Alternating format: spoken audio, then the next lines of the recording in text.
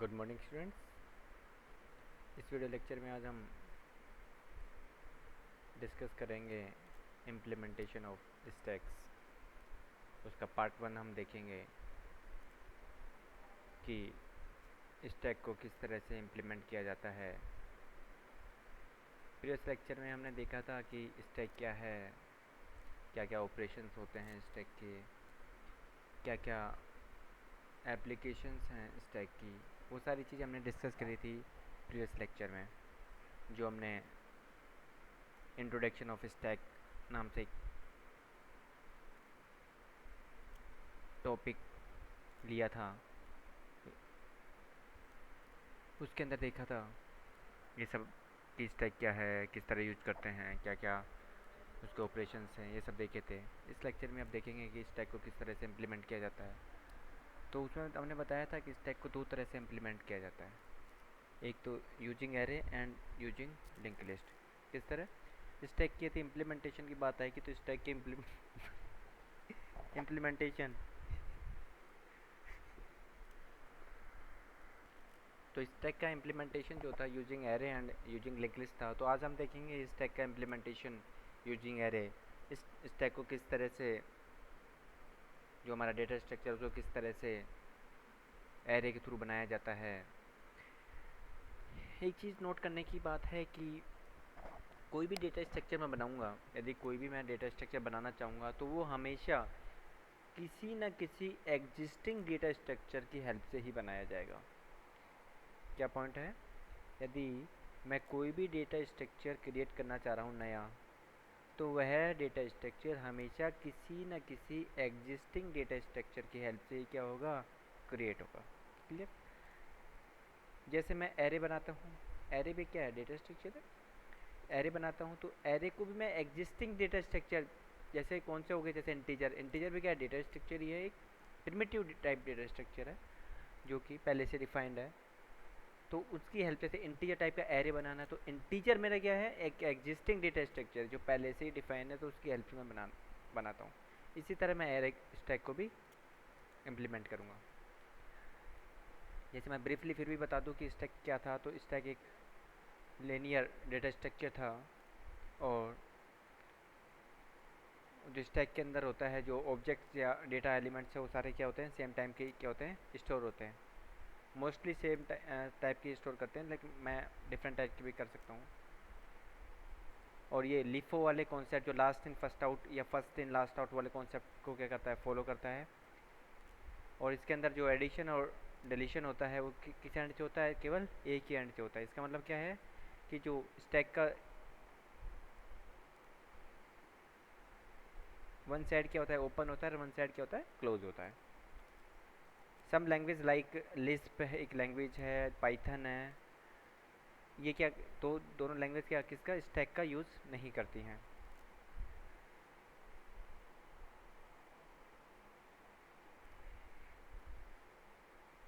ये तो इंट्रोडक्टरी हमने देख लिया था। अब बात आती है स्टैक वर्सेस एरेज। स्टैक और एरे में डिफरेंस क्या है, सबसे पहले देखते हैं। Array, an array is a continuous block of memory. हमने देखा है कि एरे क्या है, कि कंटिन्यूस ब्लॉक ऑफ मेमोरी है। और एरे एक होमोजीनियस एलिमेंट्स का क्या होता है, कलेक्शन होता है। सेम होमोजीनियस का मतलब होता है कि सेम टाइप के एलिमेंट्स उसके अंदर स्टोर होंगे। और स्टैक क्या है, last in first out data structure है, which access only one with access only to the top of the data. इसका मतलब क्या है कि एरे के अंदर कोई भी एलिमेंट को अगर एक्सेस करूँगा तो उसको मैं केवल उसका जो टॉप एलिमेंट है, टॉप ऑफ द स्टैक जिसे बोलता हूँ, वहाँ से क्या करूँगा, एक्सेस करूँगा। लेकिन एरे के अंदर मैं कहीं से भी एलिमेंट्स को क्या कर सकता हूँ, एक्सेस कर सकता हूँ। इसका मतलब क्या हुआ, एरे के अंदर रैंडम क्या बोलते हैं, random access and sequential access, दोनों चीज़ें क्या हैं, पॉसिबल है। बट डेट स्टैक के अंदर क्या, रैंडम एक्सेस और रैंडम एक्सेस पॉसिबल नहीं है, क्योंकि कोई भी एलिमेंट मुझे एक्सेस करना है तो टॉप से मैं एक्सेस करूँगा। तो इसका मतलब केवल जो स्टैक है वो क्या, कौन सा एक्सेस अलाउ करता है, सीक्वेंशियल एक्सेस अलाउ करता है किसी भी एलिमेंट्स का या डेटा का। और एरे के अंदर एलिमेंट्स को का एडिशन और डिलीशन किसी भी एंड से किया जा सकता है, फ्रंट बैक से भी कर सकता हूँ और साइड से भी। लेकिन स्टैक के अंदर केवल एक ही साइड से मैं क्या करता हूँ, एलिमेंट्स का एडिशन और डिलीशन। क्लियर? इसका मतलब क्या है कि एरे का एक साइड क्या रहता है, सील्ड रहता है। इसका मतलब ये है, एक साइड मतलब क्लोज रहता है। क्लियर? ये जैसे एरे कैसे मैं इम्प्लीमेंट करता हूँ, देखो एरे का ए ऑफ 10, मतलब 10 एलिमेंट को मैं क्या क्या स्टोर कर सकता हूँ। एक एरे नेम है ए, उसका साइज है 10, उसको इस तरह मेमोरी एलोकेशन होगी 10 ब्लॉक उसके लिए। ऐसे ही मैं स्टैक को कैसे होगा, इसके दोनों साइड क्या हैं, ओपन है, इस साइड से और इस साइड दोनों साइड क्या है, ओपन है एरे के अंदर। लेकिन स्टैक के अंदर आप देखो, स्टैक का एक साइड क्या है, ओपन है, ये वाला साइड क्या है, ओपन है ओनली। इधर से ही क्या होगा, एडिशन, और इधर से क्या होगा, डिलीशन। लेकिन इसके अंदर इधर से भी एडिशन हो सकता है और इधर से भी हो सकता है, इधर से भी हो सकता है। तो दोनों साइड से क्या होता है, एडिशन या डिलीशन हो सकता है। मीन स्टैक का एक साइड क्या है, ओपन। इस यदि स्टैक मैं ए ऑफ 10 लिखता हूँ स्टैक यूजिंग एरे, तो इस तरह से मैं क्या करता हूँ, मेमोरी एलोकेट होती है किसके लिए, एरे के लिए, ओ सॉरी स्टैक के लिए। अब देखो स्टैक के ऑपरेशन, मैंने यहाँ पे बोला था कि the bottom of the stack is sealed down end. Sealed मतलब एक साइड क्लोज रहता है, ये वाला जो एंड है ये क्या रहता है, क्लोज रहता है। स्टैक में have a capacity which is limitation of the number of elements in stack, the operation of stacks are. देखो जैसे एरे के अंदर लिमिटेशंस होती हैं एलिमेंट को स्टोर करने की, वो मैं कब डिसाइड करता हूँ, पहले ही मैं डिसाइड कर देता हूँ किसी भी डेटा को स्टोर करने से पहले कि इसके अंदर 10 एलिमेंट स्टोर होंगे, 20 एलिमेंट स्टोर होंगे। लेकिन रन टाइम पे उसकी मेमोरी बढ़ा या घटा नहीं सकता। इस तरह ही मैं स्टैक के साइज़ भी क्या करता हूँ, तो यदि मैं यूजिंग स्टैक को इम्प्लीमेंट कर रहा हूँ एरे, तो स्टैक के साइज भी मैं पहले ही डिसाइड कर दूंगा कि उसके अंदर कितने एलिमेंट स्टोर होने वाले हैं, मैक्सिमम कितने एलिमेंट स्टोर होंगे वो पहले ही फिक्स कर देता हूँ। यदि मैं उसका साइज़ रन टाइम पे बढ़ाना चाहूँ एरे का, तो वो पॉसिबल नहीं है। अब मैं बात करूँ स्टैक के ऑपरेशंस क्या क्या हैं। फर्स्ट ऑपरेशन था, मैंने देखा था push operation. Place an object on the top of the stack, stack के टॉप ऑफ द स्टैक के टॉप पर एलिमेंट को इंसर्ट करना क्या कहलाता है, पुश। पॉप क्या कहलाता है, टॉप ऑफ द स्टैक जो एलिमेंट है उसको क्या करना, रिमूव करना। एम्प्टी इज एम्प्टी क्या है, report whether the stack is empty और नॉट। ये क्या रिपोर्ट करता है ये ऑपरेशन कि अपना स्टैक एम्प्टी है या नहीं, ट्रू या फॉल्स के फॉर्म में क्या करेगा, रिटर्न रिपोर्ट करेगा। और is full same reports whether the stack exceed limit और नॉट। इसका मतलब क्या है कि मेरा स्टैक पहले से फुल है या नहीं, इसकी रिपोर्टिंग कौन करेगा, इज़ फुल ऑपरेशन। क्लियर? अब देखो स्टैक, ये मेरा इनिशियल स्टैक है, इनिशियल स्टैक में कोई भी एलिमेंट स्टोर नहीं है, एम्प्टी है। ठीक, जैसे मैंने पुश करा, स्टैक का नाम दिया मान लो मैंने एस के अंदर ए एलिमेंट यदि मैंने पुश किया तो यहाँ पे एलिमेंट आ जाएगा। क्लियर? ऐसे ही पुश करूँगा एस के अंदर, एस क्या है, स्टैक का नेम है, बस जैसे एरे का नेम था ए, ऐसे यहाँ पे स्टैक का नेम मैंने ले लिया कन्वेंस के लिए कि एस फॉर स्टैक। कुछ भी नाम मैं कुछ भी ले सकता हूँ। अब डी की वैल्यू यदि मैं वो करूँगा, सॉरी अब मान लो इस वाले केस की बात करूँ, ए बी सी, इसके अंदर कितने चीज़ें कितने एलिमेंट है, 3 एलिमेंट पहले से स्टोर है इस वाले स्टैक के अंदर। अब मान लो कि मैंने स्टैक का साइज़ पहले क्या बोल दिया, स्टैक का साइज़ 3 है, पहले से डिसाइड किया हुआ कि स्टैक का साइज़ 3 है और 3 ऑलरेडी फुल है। अब मैं बोलूँ कि पुश करो कोई भी एलिमेंट पुश करो, इसके अंदर यदि मैं पुश करूँगा कोई भी एलिमेंट तो क्या बोलेगा, कौन सा ऑपरेशन, इस फुल वाला जो मेरा ऑपरेशन है वो क्या आएगा, क्या रिपोर्ट करेगा कि मेरा स्टैक पहले से ही क्या है, फुल है। तो जो आप एलिमेंट इंसर्ट करना चाहते हो वो एलिमेंट इंसर्ट नहीं होगा, तो यहाँ पे लिखा आएगा स्टैक इज़ फुल। क्लियर? या स्टैक इज़ ओवरफ्लो कंडीशन। मान लो पॉप वाले केस की मैं बात करूँ, पॉप क्या करता है, डेटा एलिमेंट्स को रिमूव करता है। मान लो मैंने पहला पॉप करा तो सी गया, दूसरा पॉप करा तो बी गया, तीसरा पॉप किया तो ए गया। अब स्टैक क्या हो गया, खाली। अब खाली के अंदर से मैं नेक्स्ट पॉप करता हूँ कोई भी एलिमेंट, तो इसका मतलब खाली में से मैं और क्या खाली करूँ, तो वो कंडीशन आ जाएगी मेरी अंडरफ्लो की।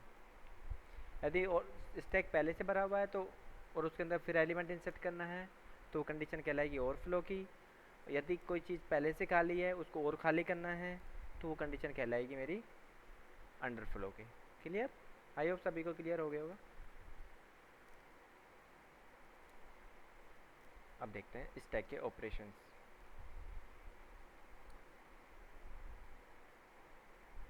ऑपरेशंस मैंने देख ली क्या क्या ऑपरेशंस थे। ये सारे स्टैक के ऑपरेशंस है।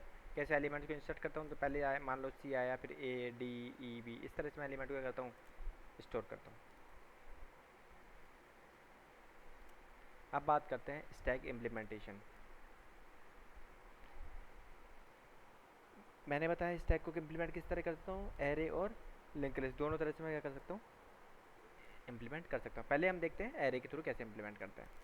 अब यहाँ पे लेट एस बी स्टैक, मान लो एस एक स्टैक है और n is the capacity, n be the capacity, और स्टैक की कैपेसिटी क्या है मेरी, स्मॉल एन।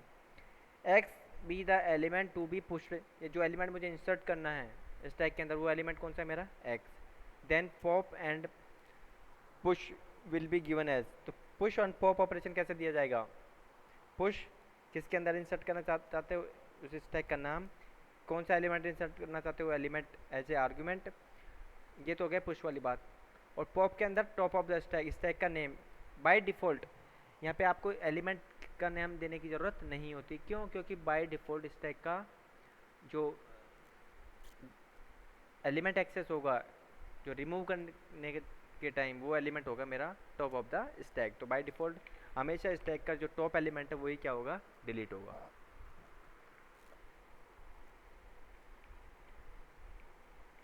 यहाँ पे एक मैं टॉप क्या लेता हूँ, एक वेरिएबल लेता हूँ which keeps the track of top of the element. एक टॉप वेरिएबल लूँगा जो हमेशा ये बताता रहेगा कि मेरे स्टैक का टॉप एलिमेंट कौन सा है। ठीक है, कौन कौन से वेरिएबल आ गए मेरे पास, मान लो एक एस वेरिएबल आ गया, एस क्या बताएगा, स्टैक का नेम बताएगा। एक वेरिएबल आ गया मेरा एन, जो स्टैक की कैपेसिटी बताएगा कि मैक्सिमम कितने एलिमेंट उसके अंदर स्टोर हो सकते हैं। एक्स क्या बताएगा, जो एलिमेंट मुझे इंसर्ट करना है। नेक्स्ट आया मेरे पास वेरिएबल टॉप। टॉप वेरिएबल क्या बताएगा कि मेरे स्टैक का टॉप एलिमेंट क्या है, मतलब टॉप एलिमेंट को क्या करता रहेगा, पॉइंट करता रहेगा। अब देखते हैं कुछ ऑपरेशंस कैसे मुझे चेक करना है। यदि टॉप की वैल्यू इक्वल टू जीरो है, तो इसका मतलब कि जीरो है, और वहाँ से मैं करना चाह रहा हूँ क्या, पॉप ऑपरेशन। यहाँ पे टॉप की वैल्यू आप क्या रखो, -1 रखो, क्योंकि यदि आप एरे की इंडेक्सिंग जीरो से कर रहे हो, एरे की इंडेक्सिंग जीरो से कर रहे हो, तो टॉप की वैल्यू क्या रहेगी, -1। यदि आप एरे की इंडेक्सिंग 1 से कर रहे हो, 1 2 3 4, तो उस केस में टॉप की वैल्यू रहेगी कितनी, 0। यदि अब मैं यहाँ पे एरे की इंडेक्सिंग जो जीरो से कर रहा हूँ, 0 1 2 3 4 5 ऐसे, तो यदि टॉप की वैल्यू -1 है, इसका मतलब मैं मेरा पॉइंटर यहाँ पे है, टॉप यहाँ पे पॉइंट कर रहा है बाहर, तो बाहर कर रहा है, और यहाँ पे मैं पॉप करना चाहूँगा, तो एम्प्टी में से और भी चीज़ एम्प्टी वाला केस हो गया, तो उस केस में क्या रिजल्ट आ जाएगा मेरा, अंडरफुल होगा। ठीक है, यदि टॉप की वैल्यू इक्वल टू एन है, ये क्या है, एन क्या है, मैक्सिमम लिमिट, यहाँ पे हम लोग करेंगे n-1। यदि वहाँ पे 1 करा तो यहाँ पे करेंगे n-1। n-1 मतलब लास्ट वाला एलिमेंट, मान लो यहाँ पे 3 है, 0 1 2 3 4 4 मान लो यहाँ पे 4 है, तो इसके बाद कितने एलिमेंट है इसके अंदर, 5 एलिमेंट है 0 से 4 तक। अब एन की वैल्यू कितनी होनी चाहिए थी, 5 है यहाँ पे, तो 5-1 कितना, 4।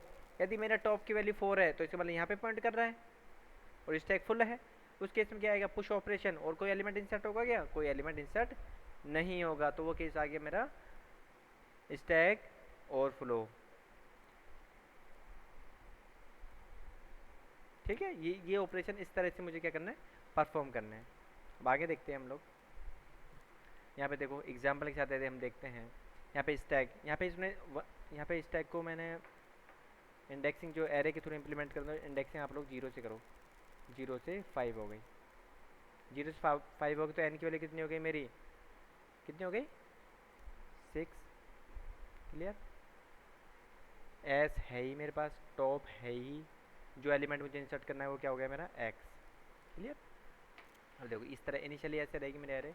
जैसे मैं पॉप करूँगा, सॉरी यहाँ पे पहले ये वाले ऑपरेशन देख लेते हैं, पुश करूँगा, पुश ए, तो एलिमेंट ही आ गया, टॉप की वैल्यू क्या हो जाएगी यहाँ पे, 0। यहाँ पे देखो इंडेक्सिंग कर देता हूँ मैं, 0 1 2 3 4 5, इस तरह क्या रहेगी मेरी इंडेक्सिंग रहेगी एरे की। टॉप की वैल्यू अब 0 की, क्योंकि एक एलिमेंट इंसर्ट करने के बाद टॉप पहले क्या पॉइंट करेगा, स्टार्टिंग में टॉप यहाँ पे पॉइंट करेगा, इस वाले को, top equal to -1। Equal to -1। तो मतलब स्टार्टिंग -1 पे मतलब बाहर है इससे, जैसे ही मैं एलिमेंट इंसर्ट करूँगा तो टॉप की वैल्यू क्या हो जाएगी, एक बढ़ के बढ़ेगी, तो एक -1 से क्या हो जाएगी 0। इस तरह एलिमेंट इंसर्ट हो जाएगा। फिर दोबारा यदि मैं पुश करूँगा तो उस तरह टॉप की वैल्यू क्या रहेगी, बढ़ती रहेगी। अब टॉप की वैल्यू ये क्या हो जाएगी 5, क्योंकि इस तरह ये मतलब 0 से इंडेक्सिंग 0 1 2 3 4 5 इस तरह।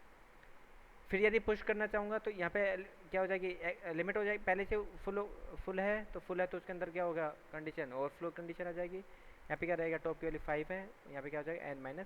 तो यहाँ पे स्टैक क्या है, ओवरफ्लो। तो इस तरह से मैं चीज़ क्या करता हूँ, स्टैक के अंदर चेक करता हूँ, ये ऑपरेशन इस तरह से परफॉर्म करता हूँ। नेक्स्ट लेक्चर में हम देखेंगे इसको कोड के साथ कि किस तरह इसकी एल्गोरिथम होती है पुश ऑपरेशन की, वो हम नेक्स्ट लेक्चर में डिस्कस करेंगे। इस लेक्चर में इतना ही, थैंक यू।